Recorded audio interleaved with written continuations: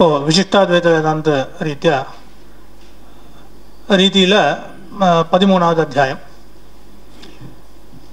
முன்ன சொன்ன மாதிரி இந்த 13வது அத்தியாயத்தில் என்ன விஷயங்கள்லாம் சங்கரிக்கப்பட்டிருக்கு அப்படின்னு கீதார்த்த சங்கிரகத்தில் அனுகிரகிச்சது போல அதை இங்கே நான் தெரிவிக்கிறேன். தேகஸ்வரூபம் ஆத்மாப்தி ஹேது ஆத்மவிசோதனம் பந்தஹேதுர் விவேகஸ்ச त्रयोदश उदीर्यते.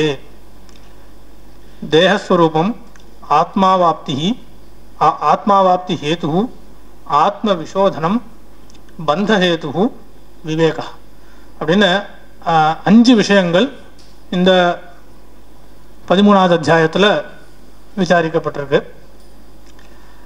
இதுக்கு ஒரு சங்கதி சொல்லணும் அப்படின்னு சொன்னோம்னா, இப்போ இந்த 18 அத்தியாயத்தை 3 விதமாக பிரிக்கலாம். ஒரு 6 அத்தியாயம் ஒரு பாகமாக எடுத்துட்டோம்னா ஒரு ஷட்கம் அப்படின்னு எடுத்துட்டோம்னால், முதல் ஷட்கத்தில் விசிஷ்டாத்வைத மத ரீதியா பகவத் பிராப்தி, பகவானை அடைய வேண்டியதுக்கான காரணமான பகவத் உபாசனம், அதாவது பக்தி யோகம்னு சொல்லுவோம். அதுக்கு அங்கங்களாக இருக்கிற கர்ம யோகத்தையும் ஞான யோகத்தையும் முதல் ஷட்கத்தில் விசாரிக்கப்பட்டது. ஞான யோகங்களும் கர்மயோகங்களும் விசாரிக்கப்பட்டது. ஞான யோகமும் கர்மயோகமும் விசாரிக்கப்பட்டது. 2வது ஷட்கத்தில் பக்தி யோகம் பூர்ணமாக அதை விசாரணம் பண்ணார். போய் அடுத்த ஷட்கத்தில் அதை 2ஆக பிரிச்சுண்டு முதல் 3ம் பின்னாடி இருக்கிற 3ம் இது 2 இடத்துலையும் என்ன விசாரிக்கிறார் அப்படின்னு சொன்னால், முதல் 3ல் இதெல்லாம் இதுக்கு அனுகுணமாக, இப்போ இதெல்லாம் கர்மயோகம் ஞான யோகம் பக்தி யோகம்லாம் சொல்லியாச்சு. ஆனால் அதுக்கு ஒரு சில விஷயங்கள் இன்னும் கொஞ்சம் தெரிஞ்சிக்க வேண்டிய விஷயங்கள் கொஞ்சம் உண்டு. அதை 2ஆக பிரிச்சுட்டு முதல் பிரித்து அதை 2ஆக பிரித்து அதை முதல் 3 ஷட்கத்தில் முதல் 3 அத்தியாயங்களில் பிரகிருதி, புருஷன், அவளுடைய சம்சர்க்கமான பிரபஞ்சம், ஈஸ்வரன், இவாளுடைய யாத்தாத்மியம், இவாளுடைய ஸ்வரூபம் என்ன, இந்த விஷயங்களுடைய ஸ்வரூபம் என்ன அப்படின்னு முதல் 3 அத்தியாயங்களில் 3வது ஷட்கத்தில் முதல் 3 அத்தியாயத்தில் இதை பற்றி விசாரிக்கிறார். அடுத்த 3 அத்தியாயத்தில் கர்மயோக ஞான யோக பக்தி யோகங்களுடைய விசேஷங்களெல்லாம் அங்கே உபாதனம் பண்ணுறார். இதுதான் இந்த அத்தியாயங்களுக்கு உத்தர ஷட்கத்துக்கு சங்கதி. இப்போ அதுலேயும் இந்த அத்தியாயத்தில் தேகஸ்வரூபம், அதுக்கப்புறம் தேகஸ்வரூபம், ஜீவாத்மஸ்வரூபம், அதுக்கப்புறம் ஜீவாத்மாவை அடைய வேண்டிய வழிகள், அதுக்கப்புறம் ஜீவாத்மனுடைய விசோதனம், ஜீவாத்மஸ்வரூபத்தை நல்லா இன்னும் விஸ்தரித்து சொல்கிறது. பந்த ஹேத்து, எப்படி பந்தம் ஜீவாத்மாவுக்கு எப்படி பந்தம் ஏற்படுறது, அதுலேருந்து விவேக, இப்படிப்பட்ட விவேக ஞானம் குணம், இது எல்லாம் இந்த அத்தியாயத்தில் சொல்லப்படுறது. அதில் முதல்ல எடுத்துக்கொண்டாவே இந்த சரீரத்தை க்ஷேத்திரமாயும் அந்த சரீரத்தை அறிஞ்சவன், இது என்னுடைய சரீரம் அப்படின்னு அறிஞ்சவனை க்ஷேத்திரஜன் அப்படின்னு சொல்லி இதனுடைய சுரூபத்தை சொல்ல ஆரம்பிக்கிறார். இதில் 2வது ஸ்லோகத்திலேயே க்ஷேத்ரஜ்ஞன் சாபிமாம் வித்தி சர்வக்ஷேத்ரேஷு பாரத க்ஷேத்ரஜ்ஞோர் ஞானம் எது தஜ்ஞானம் மதம் மமா அப்படின்னு ஸ்லோகத்தில் விசிஷ்டாத்வைத சித்தாந்தத்தினுடைய சாரத்தை பாஷ்யத்தில் விஸ்தாரமாக அதை கொஞ்சம் உபாதனம் பண்ணுறார். அங்கே அந்த ஸ்லோகத்தில் க்ஷேத்ரஜ்ஞம் சாபி மாம் வித்தி அப்படின்ற இடத்துல சகாரத்தினால முன்னாடி சொல்லப்பட்ட க்ஷேத்திரத்தையும் எடுத்துக்கணும் அப்படின்னு சொல்லி க்ஷேத்திரம் க்ஷேத்ரஜ்ஞஞ்ச அபி மாம் வித்தி, க்ஷேத்திரமும் க்ஷேத்ரஜனையும் என்னையும் தெரிஞ்சுக்கணும் அப்படின்ற மாதிரி வருது. அப்போ என்ன மாம் விதின்ற இதெல்லாம் சாமானாதிகரண்ய பிரயோகம்னு இருக்கிறதுனால இதெல்லாம் க்ஷேத்திரமும் க்ஷேத்திரஜனும் நான் என்று தெரிஞ்சுக்கோ அப்படின்ற மாதிரி ஒரு அர்த்தம் வரும். க்ஷேத்திரஜமும் க்ஷேத்திரமும் க்ஷேத்திரஜனும் மாமம் அப்படின்னு சொன்னால் பரமாத்மாவான ஈஸ்வரன். அதனால் ஈஸ்வரனோட அபேதம் இங்கே தெரியறது அப்படின்னு சொல்லி இந்த அபேதம் எப்படி உபபன்னமாகும் அப்படின்னு கேள்விலாம் கேட்டுண்டு சமாதானம் இங்கே சொல்கிறேன். சுருக்கமாக இங்கே சொல்கிறேன். க்ஷேத்திரத்தையும் க்ஷேத்திரஜனையும் நானாக தெரிஞ்சுக்கோ அப்படின்னு சொன்னதுக்கு இந்த இடத்துல வந்து சாமானாதிகரண்ய பிரயோகம்னு சொல்லுவா. சம்ஸ்கிருதத்தில் விபக்தியும் வச்சனங்களும் ரெண்டு விசேஷண வாச்சக பதங்களும் விசேஷ வாச்சக பதத்துக்கும் விபக்தியும் வச்சனமும் ஒன்றா இருந்தால் அந்த பதங்களுக்கு சாமானாதிகரண்யம்னு சொல்லுவா. அந்த சாமானாதிகரண்யமானது சாதாரணமாக பதார்த்தங்கள் அந்த பதத்தால் சொல்லப்படுற அர்த்தங்களுக்கு பேதம் இல்லாத போது, வேற்றுமை இல்லாத போது இந்த சாமானாதிகரண்யம் சாஸ்திரத்தில் ஒத்துன்றிருக்கா. இப்போ விசிஷ்டாத்வைத சித்தாந்தத்தில் க்ஷேத்திரஜனும் க்ஷேத்திரமும் பரமாத்மாவும் வெவ்வேறு. இப்போ வெவ்வேறு இருக்கும்போது இவைகளுக்கு இப்போ இங்கே சாமானாதிகரண்யம் சொல்லப்பட்டிருக்கு. வேற இல்லாத விஷயத்துக்கு தானே சாமானாதிகரண்யம் சொல்லணும், இங்கே சாமானாதிகரண்யம் சொல்லப்பட்டிருக்கு அப்படின்னு கேள்வி கேட்டு வெறும் பதார்த்தங்களுக்கு அபேதம் மட்டும் இருந்தாலே சாமானாதிகரண்யம் வரும், இருந்தால் மாத்திரமே சாமானாதிகரண்யம் வரும் அப்படின்னு இல்லை. எந்த பதார்த்தங்களுக்கு அபிருசக் சித்தம், எந்த பதார்த்தங்கள் அபிருசக் சித்தமாக இருக்கின்றனவோ அந்த பதார்த்தங்களுக்கு இதுபோல் உள்ள சாமானாதிகரண்யம் வரும்.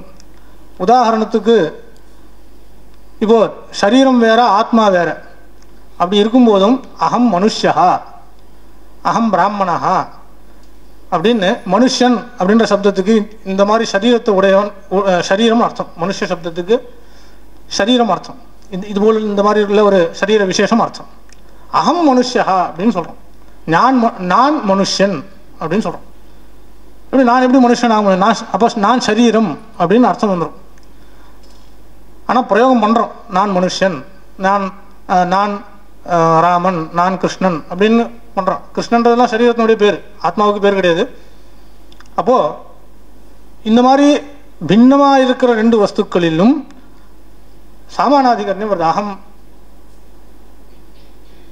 ராமஹா கிருஷ்ணஹா அப்படின்னு அது எப்படி வருதோ அதுபோல ஈஸ்வரனுக்கும் இந்த க்ஷேத்திரம்னு சொல்லப்படுற பிரகிருதிக்கும், இங்கே சரீரம்னு சொல்லியிருக்கார், அதனுடைய அர்த்தமே பிரகிருதி தான், மேலே அதை உபாதம் பண்ண போகிற பிரகிருதிக்கும் க்ஷேத்திரஜன்னு சொல்கிற ஜீவனுக்கும் இந்த சரீர பாவம் அப்படின்னு ஒரு சம்பந்தம் உண்டு. அதுதான் அபிருசக் சித்த சம்பந்தம்னு சொல்கிறது. அபிருசக் சித்தம் அப்படின்னு சொன்னால் ஒன்றுத்தை விட்டு இன்னொன்று பிரிக்க, ஒன்றுத்தை விட்டுட்டு இன்னொன்று பிரிஞ்சு இருக்காது. நிறம் அதனுடைய இதை விட்டுட்டு எப்படி பிரிஞ்சு இருக்காதோ, ஒரு நிறம் எடுத்துனோம்னால் நிறமோ அதனுடைய மனமோ இந்த மாதிரி உள்ள குணங்கள்லாம் தன்னுடைய ஆதாரத்தை விட்டு எப்பயுமே பிரிஞ்சு இருக்காது. பிரிஞ்சு எப்படி இருக்காதோ அதுபோல இந்த சரீரமும் ஆத்மாவை விட்டு பிரிஞ்சு இருக்காது. ஆத்மாவோடு சேர்ந்து இருக்கிறதுனால தான் அது சரீரம். ஆத்மா விட்டு பிரிஞ்சு போனால் அது பேர் சரீரம் இல்லை. அதே மாதிரி இந்த ஜீவனும் பிரகிருதியும் பரமாத்மாவோடு அபிருசக் சித்தமாக இருக்கிறது கொண்டு இது எல்லா இந்த ஜீவாத்மாவை சொல்லுகிற பதங்களும் ஈஸ்வரனை சொல்லுகிற பதங்களுக்கும் சாமானாதிகரண்யம் ஏற்படும் அப்படின்னு அவர் இங்கே சொல்கிறார். சொல்லிட்டு இது எப்படி வருன்ற விஷயங்கள் எல்லாம் ஒரு சித்தாந்த விஷயங்கள் நிறையா இங்கே சொல்லியிருக்கார். எப்படி அபிருசக் சித்தம் அப்படின்றதுக்கு பல பிரமாணங்கள் நமக்கு இருக்குது. ரெண்டுத்துக்கும் பேதம் எப்படி இருக்குது அப்படின்னும் சொல்லியிருக்கார். இப்போது சரீர பாவம்னு சொல்கிற இடத்துல ஒன்று சரீரமாயும் இன்னொன்று ஆத்மாவாயும் இருக்கும். இந்த இடத்துல பரமாத்மாவானவன் எல்லா பிரகிருதிக்கும்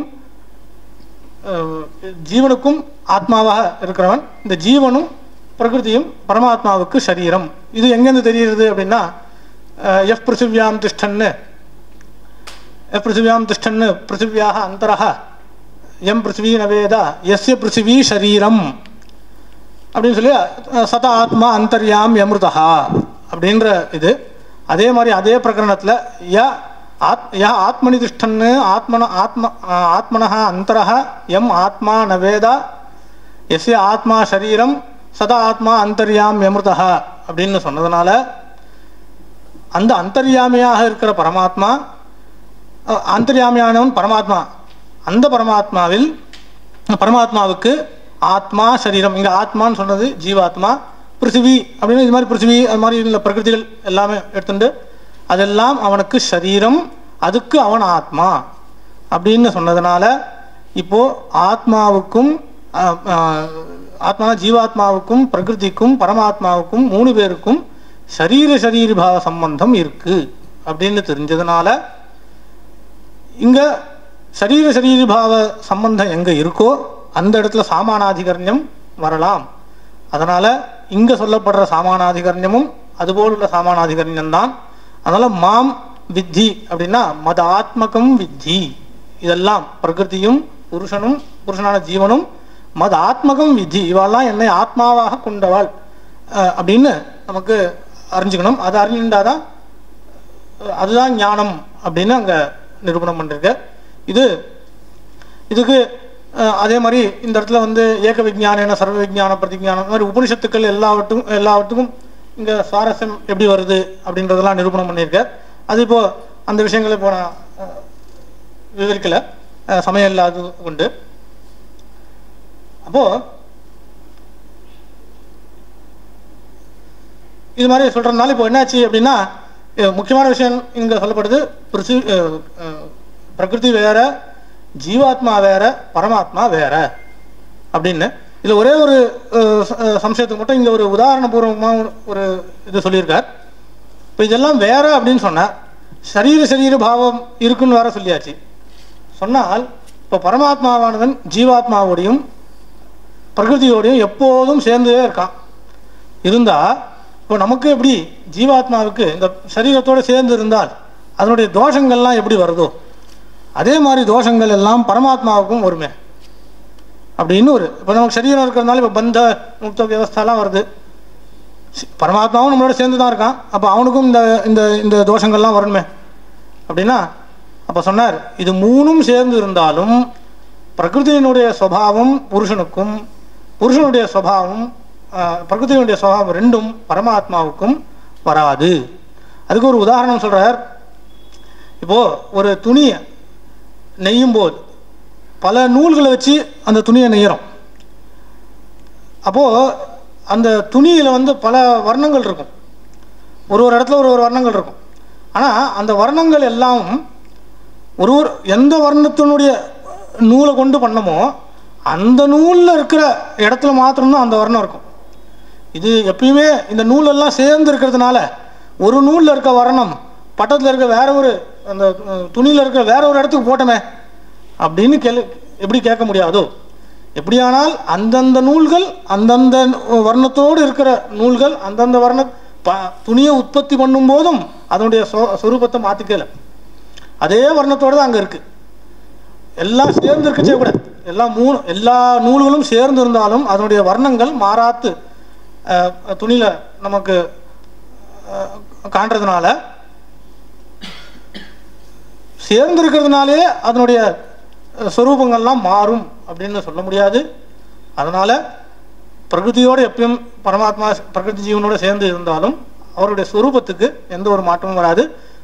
இன்னும் சொல்ல போனா பிரகிருதியோட சொரூபமும் ஜீவனுக்கு வராது, ஜீவனுடைய சொரூபமும் மற்ற வஸ்துக்களுக்கு போகாது இப்படின்றதுனால அப்படின்னு அதுவும் சொல்லி அங்க நிரூபணம் பண்ணிருக்கார். இதுக்கப்புறம் இதெல்லாம் சொல்லிருக்கார், ஐக்கியதாத்மீதம் சர்வம் அந்த மாதிரி விஷயங்கள்லாம் சொல்லிருக்கார். விசாரம் மேலே போகிறது. அதனால இப்போ அறிஞ்சிக்க வேண்டியது நமக்கு தெரிஞ்சுக்க வேண்டியது இந்த விஷயங்கள் தான். இதுக்கப்புறம் ஆத்மா அவாப்தி ஹேத்து, இதானே ஆத்மா யாரும். அதுக்கப்புறம் பிரகிருதியை பற்றி சொல்லிருக்கார். இந்த பிரகிருதி வந்து இந்த 24 தத்துவங்களெல்லாம் அங்க உபாந்தம் பண்ணியிருக்கார். அங்க ஒரு விசேஷம் இருக்கு. அந்த இடத்துல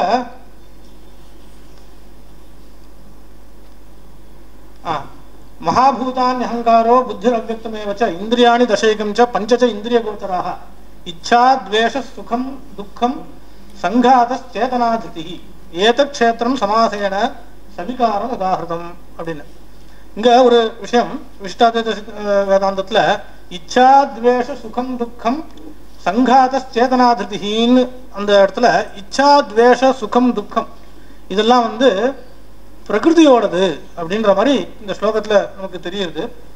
ஏத க்ஷேத்திரம் சமாசனம் இதெல்லாம் க்ஷேத்திரத்தினுடைய விகாரங்கள் அப்படின்னு சொல்லியிருக்க. ஆனா விசிஷ்டாத்வைத சித்தாந்தத்துல வந்து இச்சா துவேஷம் சுகம் துக்கம் இதெல்லாம் ஆத்ம தர்மங்கள், பிரகிருதியில இருக்கிற தர்மங்கள் கிடையாது. இதெல்லாம் ஆத்மாவனுடைய தர்மங்கள்.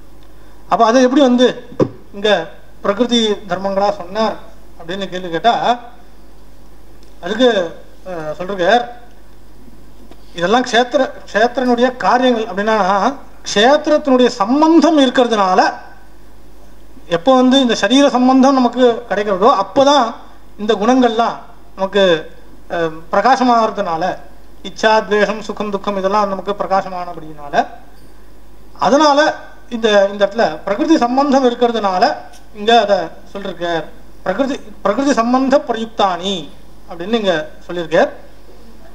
ஆனா இது புருஷ தர்மங்களா அப்படின்னு ஒரு சம்சயம் வந்தா ஆமாம் புருஷ தர்மங்கள் தான். ஏன்னா மேலேயே புருஷ சுகதுக்கானாம் போக்திருத்வே ஹேதுருச்சதே அப்படின்னு சொல்லியிருக்க. புருஷனுடைய சுகதுக்கங்களுக்கு புருஷனானவன் போக்தா அப்படின்னு சொல்லுவோம். போக்திருத்வே ஹேது கிரியாகரண கர்த்திருத்வே பிரகிருதி ஹேதுருச்சதே. பிரகிருதியானது கிரியாகரண கர்த்திருவத்துக்கு ஹேது. சுகதுக்க புருஷ சுகதுக்கானாம் போக்திருத்வே ஹேது. சுகதுக்கங்களுக்கெல்லாம் புருஷனானவன் ஹேது, போக்தாவான புருஷன் ஹேது அப்படின்னு இங்க சொல்லியிருக்க. இப்போ இதனால என்ன தெரியுது அப்படின்னா இதெல்லாம் புருஷ தர்மங்கள் தான். இதனுடைய சம்பந்தம் இருக்கிறதுனால பிரகிருதியினுடைய சம்பந்தம் இருக்கிறதுனால அதெல்லாம் தெரியறதுனால அதெல்லாம் பிரகிருதி தர்மமா சொல்லியிருக்க. இதுல ஒரு சின்ன ஒரு விசாரம் இருக்கு. இந்த ஸ்ருதியில பார்த்தோம்னா காம சங்கல்பா விசிகித்சா ஸ்ரத்தா அஸ்ரத்தா தீர் ஹிரீபி ஏதத் சர்வம் மனையேவ அப்படின்னும் ஸ்ருதியில, சூத்திரத்திலும் பஞ்சவர்த்தி மனோவத் வியபதிஷதே அப்படின்ற இடத்துலையும் இந்த இச்சா சுகதுக்கங்கள் எல்லாம் பிரகிருதியினுடைய விகாரங்கள் தான். மனையவன மனசுன்றது ஒரு தத்துவம், அதனால அதனுடைய விகாரங்கள் தான் அப்படின்னு சொல்லியிருக்கு. அது எப்படி புருஷ தர்மம் அப்படின்னு சொல்றோம் அப்படின்னு ஒரு கேள்வி வந்திருக்கு. அதுக்கு ஒரு சமாதானம் சொல்லிருக்க. அந்த இடத்துல சொல்றது வந்து அங்க மனசானது காரணம் தான். மனசு வந்து காரணம். அந்த காரணத்தை வந்து காரியத்துல உபச்சாரம் பண்ணி சொல்லியிருக்க. மனசு வந்து இச்சா சுக துக்கங்களுக்கெல்லாம் மனசும் காரணம். அந்த காரணத்தை வந்து காரியத்தை வந்து காரணத்தை காரியமா சொல்லியிருக்க. சொல்லணும்னா இச்சா துவேஷ சுகங்கள்லாம் மனசுனால உண்டானது அப்படின்றது தாத்பரியம்.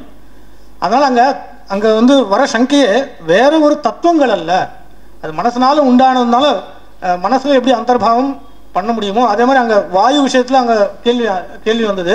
பிராணாபானாதிகள்லாம் எப்படி ஆனால் எப்படி வேறானது ஒத்துக்கணுமே அப்படின்னு கேட்டா அதுக்கு உதாரணமா சொன்னது அதெல்லாம் வேண்டாம், வாயுன்னு ஒரு தத்துவம் ஒத்துருக்கும், அதுலேயே அது அந்தர்பாவம் பண்ணலாம். எப்படி ஆனால் இச்சாதிகள்லாம் வேற ஒரு தத்துவம் இல்லாத மனசுலயே அந்தர்பாவம் பண்ணுவோம் அது மாதிரி அப்படின்னு அந்த இடத்துல தத்துவாந்தர சங்கை வந்தது. அதை வாரணம் பண்றதுக்காக அங்க அதனுடைய காரியங்களை வச்சுட்டு சொன்னது அப்படின்னு அங்க சொல்றீங்க.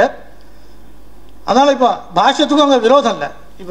இப்போ சேதன தர்மம்னு ஒத்துக்கணும் அப்படின்னு ஒரு அம்சம் இது இருக்கு சித்தாந்தத்துல. ஏன் அப்படின்னு ஒத்துக்கணும் அப்படின்னா முக்த அவஸ்தையிலையும் இந்த காமம் சுகம்லாம் இருக்கு.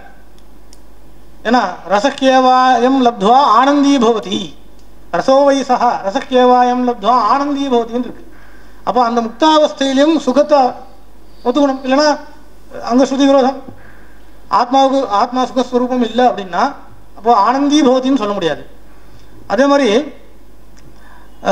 சஹ பித்ருகாமஹ ஜக்ஷத் கிரீடன் ரமமானஹ அப்படின்ற வரும்போது மோக்ஷ தசையில சங்கல்பாதேவ தஸ்ய பிதர சமுத்திஷ்டந்தி அப்படின்னு அஸ்ய பிதர சமுத்திஷ்டந்தி அப்படின்னு இருக்கு. அவனுக்கு சங்கல்பத்தினாலேயே சங்கல்பம்னா இச்சா, இங்க காமன்றதுனால சொல்லப்பட்டது. அதனால சங்கல்பத்தினாலேயே அவனுக்கு இதெல்லாம் சித்திக்கிறது அப்படின்னு சொன்னா அப்ப அந்த சமயத்திலும் சங்கல்பம் இருக்குன்னு சொல்லணும், காமம் இருக்குன்னு சொல்லணும். இப்போ சரி, இங்க இன்னொரு கேள்வி வருது. இந்த பிராகிருதத்துல இந்த அவஸ்தையில சரீரத்துக்கு மனசனுடைய மனோவிருத்தி அதனுடைய அபேட்சை இருக்கு. அப்படி இருக்கும்போது மனசனுடைய விற்த்தியாவே ஒத்துக்கலாமே, எதுக்கு இது ஒரு ஆத்ம தர்மமா ஒத்துக்கணும் அப்படின்னு. இந்த விசிஷ்டாத்வைத சித்தாந்தத்துல ஆத்ம தர்மம் அப்படின்னு சொன்னா ஆத்மாவுக்கு ஆத்மான ஜீவன், இங்க ஜீவனே ஞானஸ்வரூபன். அந்த ஜீவனுக்கு தர்மபூத ஞானம்னு ஒரு ஞானம் உண்டு. அவன் ஞாத்தா ஆனபடியினால, ஞானத்தை உடையவனானபடியினால அவனுக்கு ஒரு ஞானம் உண்டு. அது பேர் தர்மபூத ஞானம்னு பேரு. அந்த தர்மபூத ஞானத்தினுடைய ஒரு அவஸ்தா விசேஷங்கள் தான் இந்த இச்சாதிகள்லாம் அப்படின்னு சித்தாந்தம். இப்போ அதுக்கு மனசு இது போல உள்ள விஷயங்கள் எல்லாம் சககாரி காரணம். இந்த மாதிரி நமக்கு இது பிரகாசிக்கணும் அப்படின்னா மனசு இதெல்லாம் சககாரி காரணம். சரி, அப்போ மனோ அந்தக்கரணம், மனசுன்னு சொன்னா அந்தக்கரண விற்த்தியாவே இதெல்லாம் ஒத்துக்கலாமே, எதுக்கு இதை ஆத்ம தர்மமா ஒத்துக்கணும் அப்படின்னு கேட்டா அந்தக்கரண விற்த்திகள்லாம் ஜடமா இருக்கிறதுனால ஜடத்துக்கு பிரகாசகத்துவம் கிடையாது, ஒரு விஷயத்தை காஞ்சி கொடுக்காது. அதே மாதிரி ஜட விஷயமானது விவகாரத்துக்கு யோகியமாக ஆகாது. ஞானம் வந்தால் மட்டும்தான் அதனுடைய விவகாரம், அதை பற்றி நம்மளால் பேச முடியும். அதனால இது புருஷ தர்மமாக தான் நம்ம எடுத்துக்கணும். அச்சேதன தர்மமாக நம்ம எடுத்துட்டோமானால் அதனுடைய பிரகாசமோ விவகாரமோ வராத போயிடும். அதனால இதெல்லாம் புருஷ தர்மம் தான். இதுவும் பகவத் அதனாலதான் மேல சுவாமியே புருஷ சுகதுக்கானாம் போக்திருத்துவ ஏதுச்சதே அப்படின்னு சொல்லியிருக்கார். ஆனால் மனசு உன்னுடைய சகாயத்தை கொண்டு பிரகிருதியினுடைய சம்பந்தம் கொண்டு இதெல்லாம் உண்டாகிறதுனால, இப்போ இருக்க இது உண்டாகிறதுனால இதெல்லாம் பிரகிருதி தர்மங்கள் அப்படின்னு சொல்லியிருக்கார். இந்த இடத்துல இன்னொரு விஷயம் சேதனாதிருதி அப்படின்னு ஒரு பதம் இருக்கு. இது சேதனா திருதி அப்படின்னு வியஸ்தமா வியாக்கியானம் சாங்கர பாஷத்துல இருக்கு. இங்க இது சமஸ்தமா பண்றேன். சேதனஸ்ய ஆதிருதி அப்படின்னு அர்த்தம். சேதனஸ்ய ஆதிருதி ஆதாரஹா அப்படின்னு அர்த்தம் சேதனாதிருதி அப்படின்ற இடத்துல. அப்போ சேதனுக்கு ஆதாரம் அப்படின்னா சேதனுக்கு எப்படி ஆதாரமாகும்? சரீரத்துக்கு தான் ஆதாரம் சேத்தனன் அப்படின்னு கேட்டா இங்க ஆதாரம். அதனால ஆதிருதி அப்படின்றதுனால ஆதாரன்ற சொல்றது தாத்பரியம் போகாயத்தனம் அப்படின்னு அர்த்தம். போகத்துக்கு ஆயத்தனமா புருஷனுக்கு போகங்களை ஏற்படுத்தி கொடுக்கறதுனால இது புருஷனுக்கு ஆதாரம் அப்படின்னு போகாயத்தனம்ன்ற அர்த்தத்துல இது சொல்லப்பட்டது. இந்த விஷயங்கள் இதெல்லாம் இங்க உபாதனம் பண்றீங்க. இதுக்கு அடுத்து இப்போ க்ஷேத்திரஜனுடைய விஷயத்துல உபாதேயமான உள்ள குணங்கள் எல்லாம் சொல்ற. அமானித்வம், அதம்பித்வம், அஹிம்சா, க்ஷாந்திர ஆர்ஜவம், ஆச்சாரிய உபாசனம், சௌச்சம், ஸ்தைரியம், ஆத்ம நிகிரஹ இதெல்லாம் இருந்தால் நமக்கு ஆத்ம சாட்சாத் ஜீவாத்மனுடைய சாட்சாத்காரம் ஏற்படும். இதுக்கு முன்னாடி வரைக்கும் பிரகிருதியினுடைய சம்பந்தம் இருக்கிறது கொண்டு நமக்கு இதெல்லாம் ஆத்ம சாட்சாத்காரம் நமக்கு ஏற்படல. அது ஏற்படணும் அப்படின்னா இந்த மாதிரி விஷயங்கள் நமக்கு வேணும் அப்படின்னு அமானித்வம், அதுதான் உத்கிருஷ்ட ஜனேஷு அவதீரணாரை தத்துவம். எல்லா உத்கிருஷ்டமா இருக்க மனுஷானெல்லாம் ஒரு இது இல்லாத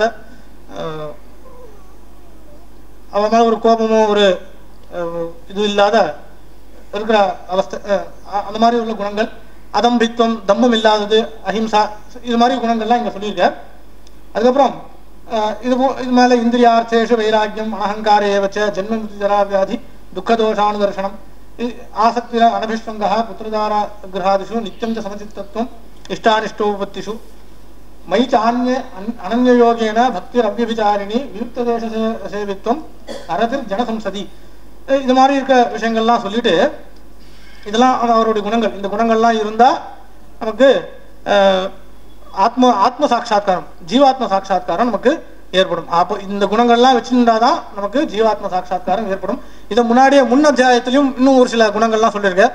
அந்த குணங்களோட இந்த குணங்களுக்கா எதுவும் விரோதம்லாம் எதுவும் இல்லை.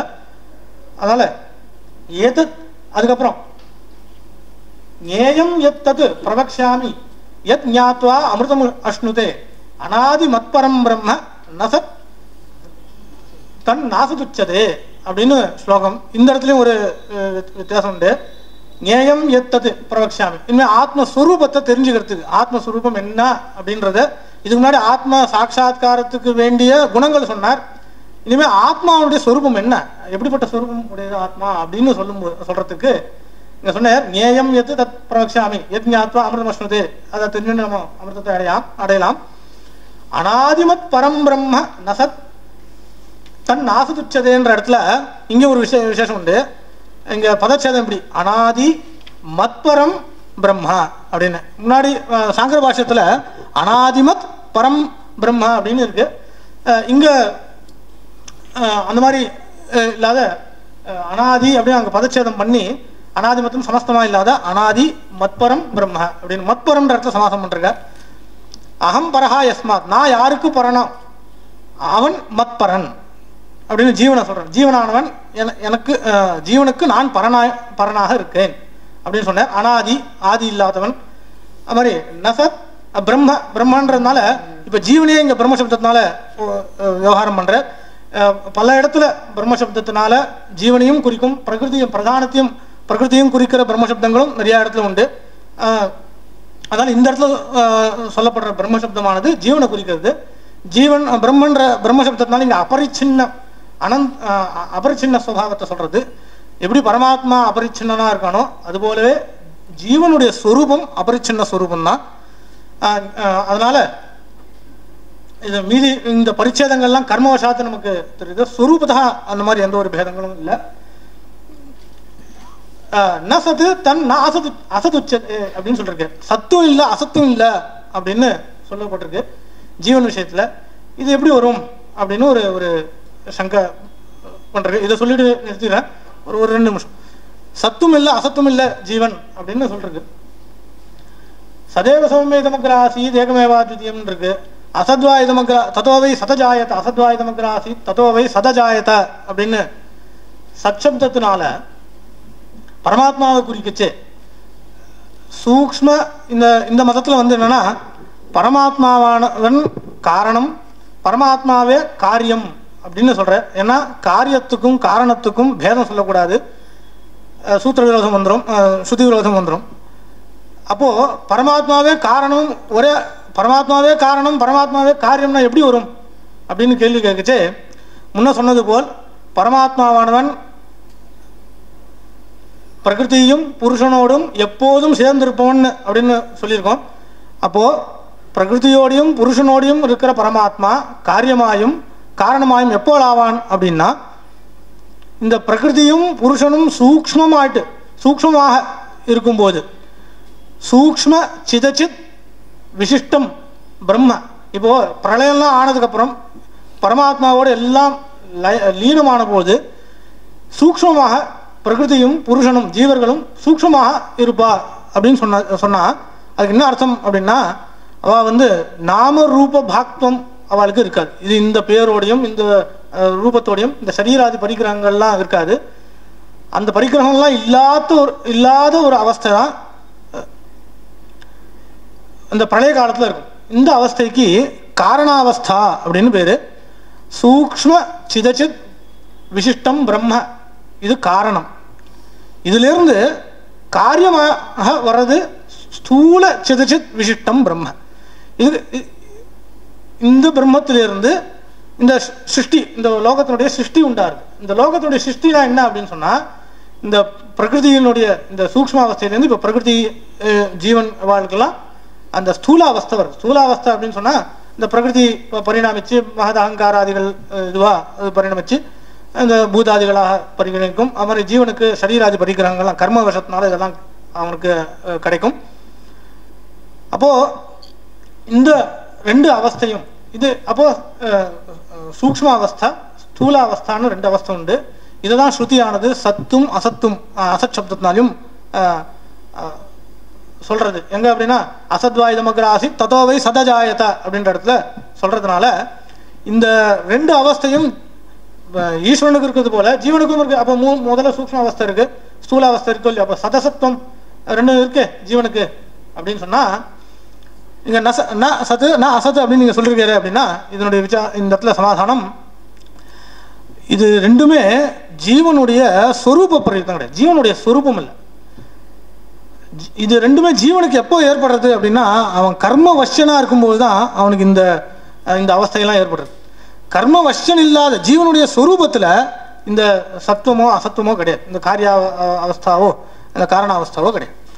அதை மனசில் வச்சுட்டு ந சத்து ந அசத்து அப்படின்னு இங்கே உபாதம் பண்ணிருக்க. இது போல் மற்ற விஷயங்கள் இது மாதிரி இதெல்லாம் பிரகிருதியினுடைய காரியங்கள்னால தான் அதனுடைய சம்பந்தம் வர்றதுனால தான் இந்த இடத்துல சிருஷ்டிகள்லாம் உண்டாருது அதெல்லாம் சொன்னார். சொல்லிட்டு கடைசியில் பிரகிருதியை காட்டிலும் புருஷன் வேறானவன் அப்படின்னு. இப்போ இந்த விஷயங்கள் எல்லாம் தெரிஞ்சுக்கணும். அப்போ பிரகிருதி வேற, புருஷன் வேற, பரமாத்மா வேற, இதெல்லாம் தெரிஞ்சின்றவன் பரம் ஆப்னோதி அப்படின்னு இந்த இடத்துல உபசம்ஹாரம் பண்ற. இதுதான் அத்தியாயத்தினுடைய விஷயம். இதோட இதை நான் நிறுத்திக்கிறேன். பூர்வ ஷட்க द्वय उक्त अर्थयोः संग्रह एव अत्र इदानीं क्रियते. अस्मिन् नाम उत्तरषट्केषु नाम अन्तिमषट्केषु षट्के तत्र कथमित्युक्ते प्रथमषट्के तावत् त्रैगुण्यविषया वेदा निस्त्रैगुण्यो भवार्जुन इत्यादिना षष्ठाध्याय समाप्तिपर्यन्तं तत्र ज्ञानसाधनानि निरूपितानि वर्तन्ते.